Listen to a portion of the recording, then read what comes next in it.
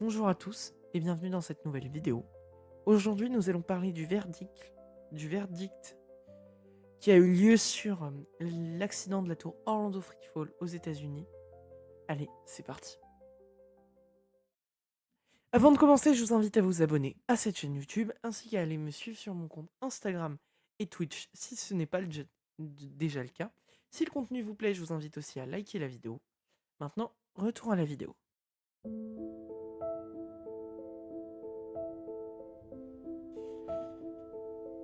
Avant de commencer à parler de ça, il faut bien comprendre que l'avis que j'ai donné n'est pas forcément l'avis de tout le monde, c'est mon avis personnel sur cette affaire. Et je souhaite en aucun cas qu'il y ait de contenu raciste, antisémite, grossophobe ou quoi que ce soit dans les commentaires. L'accident n'est pas de la faute du jeune homme, mais bien de l'opérateur, en tout cas d'après moi. Et donc il ne doit en aucun cas y avoir de contenu raciste, grossophobe, antisémite, etc. par rapport à la personne qui est décédée dans cet accident. Maintenant, nous pouvons commencer. Dernier point, sachez que je vais parler d'un accident qui peut traumatiser ou perturber certaines personnes, surtout les personnes sensibles. Si vous êtes assez sensible, je vous invite, si vous ne souhaitez pas entendre ce genre d'horreur, à quitter la vidéo. Bien. Maintenant que tout ça c'est fait, nous allons donc parler de ça. 24 mars 2022. Icon Park à Orlando en Floride. La tour Orlando Freefall prend place. Dans cette tour est équipée d'une nacelle, vous savez, c'est une tour de chute classique. Il y a donc une chose de chute, une zone de chute. Il faut savoir quelques petits détails, c'est la tour de chute libre la plus haute au monde à ce moment-là, qui est une attraction très populaire dans ce parc. Maintenant, petit point éclairci. L'accident dont nous allons parler concerne un jeune de 14 ans, mort donc le 24 mars 2022 dans cette tour à cause d'une chute.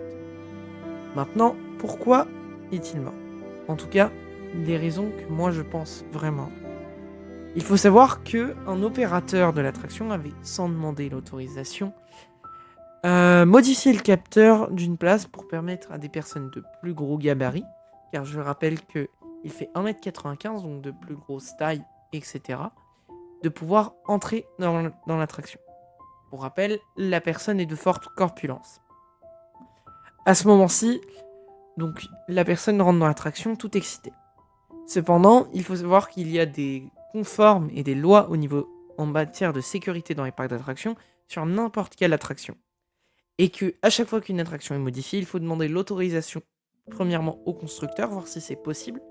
Et deuxièmement, il faut qu'un organisme de sécurité vienne vérifier que tout fonctionne. Cette fois-ci, notre cher opérateur n'avait ni fait l'un ni fait l'autre. Il avait juste modifié comme ceci. Notre jeune monte dans la tour et la tour se déclenche. Il faut savoir que la tour, pendant sa chute, atteint les 120 km/h. Et atteint une force très complexe. Pourquoi je vous parle de capteur? En fait, ce qui s'est passé, c'est qu'en modifiant le capteur, le harnais n'était pas fermé. Parce que le capteur croyait qu'il était fermé, ce qui permettait à la tour de partir. Pour vous expliquer, aujourd'hui, toutes les machines sont automatisées.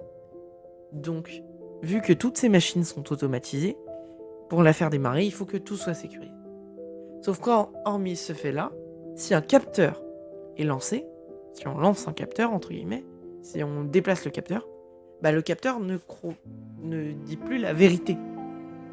Par exemple, imaginons, je vous prends un exemple tout simple, s'il faut 5 cm entre le siège et le harnais maximum pour pouvoir monter dans la tour. Et ben, si on modifie le capteur ne verra 5 cm à 7 ou 8. Et donc, dans ce cas-là, ça devient dangereux.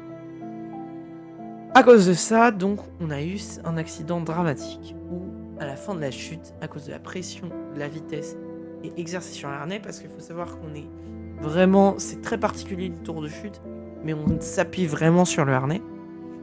À cause de ça, le harnais devient un trop gros espace et le jeune tombe subitement d'environ une trentaine de mètres de la tour. À ce moment-là, il décède malheureusement. Comme je l'ai bien dit, je ne remets pas en cause le verdict. C'est un verdict américain, c'est la loi américaine. Elle est faite comme ça. Cependant, moi, il y a des choses que je ne trouve pas normales, et donc je vais l'expliquer. J'aimerais aussi dire que j'apporte tout mon soutien à cette famille qui a quand même perdu un proche, et même plus leur fils, pour la mère et le père, et qu'en aucun cas, je pense qu'ils ne devaient pas avoir un verdict en leur faveur. Ceci étant maintenant dit, reparlons un petit peu du verdict.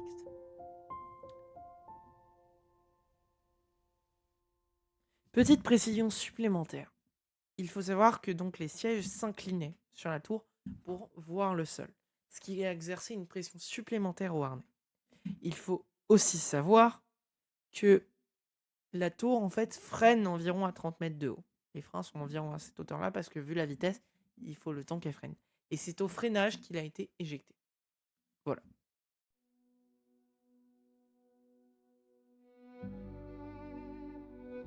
Bien, maintenant que le contexte est donné, petite précision supplémentaire.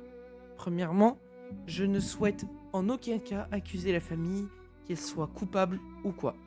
Je dis tout simplement qu'il est normal que la famille ait soit remboursée, etc. C'est tout à fait normal que ça aille en justice. Moi, l'endroit où je ne suis pas d'accord, c'est sur le fait du coupable et des peines qui ont été données. Pour moi, le grand coupable est l'opérateur. Cependant, il faut savoir que l'opérateur du parc et de l'attraction ont conclu un marché secret avec la famille. Dans la loi américaine, ils peuvent, avant d'aller en justice, faire un marché secret pour ne pas avoir à aller en justice, ce qui est des fois très intéressant. En tout cas, parlons un peu de l'attraction. L'attraction est dénommée donc Orlando Freefall et est construite par le constructeur Funtime. En tout cas, la majorité de l'attraction. Il faut savoir qu'une partie de l'attraction, donc par exemple les sièges, ont été construits par le constructeur Gerstlauer, qui est un constructeur assez renommé quand même. Quand on parle de Gerstlauer, on sait de quoi on parle. Maintenant que ça s'est dit, on va donc aborder le sujet de la peine. Il faut savoir donc qu'aujourd'hui, Funtime a été condamné à... Je revérifie parce que j'ai un doute, donc il vaut mieux que je vérifie. Donc maintenant que c'est vérifié, je peux vous le dire. Aujourd'hui, le constructeur Funtime a été condamné à verser une peine de 310 millions de dollars à la famille. 155 millions pour le père, 155 millions pour la mère. Alors qu'aujourd'hui, le coupable, pour moi, c'est pas le constructeur. Aujourd'hui, pour moi, le coupable, c'est celui qui a modifié le capteur. Sans autorisation, sans rien. Deuxièmement, pour moi, le coupable, ça va être peut-être d'autres personnes qui auraient pu... ça peut être aussi un petit peu la famille. Je ne remets pas du tout en cause ce qu'a fait la famille. Je dis juste que pour moi, normalement, le jeune, on donne une restriction de taille. Il n'y va pas, en fait. Si on donne un poids maximum, une taille maximum, c'est normal de ne pas y aller.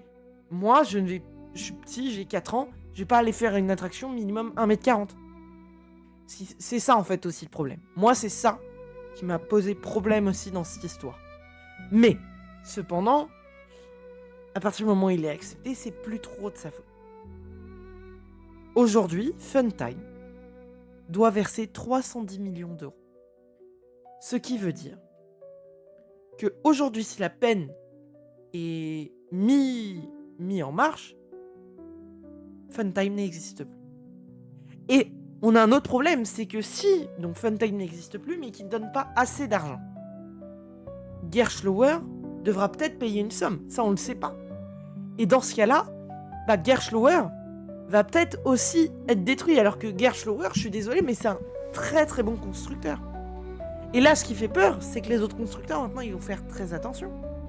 Et c'est possible qu'on n'ait plus trop de machines aux États-Unis, parce que, vu comment ils sont stricts et vu comment ça se passe, voilà, en fait. Cependant, il y a un mais.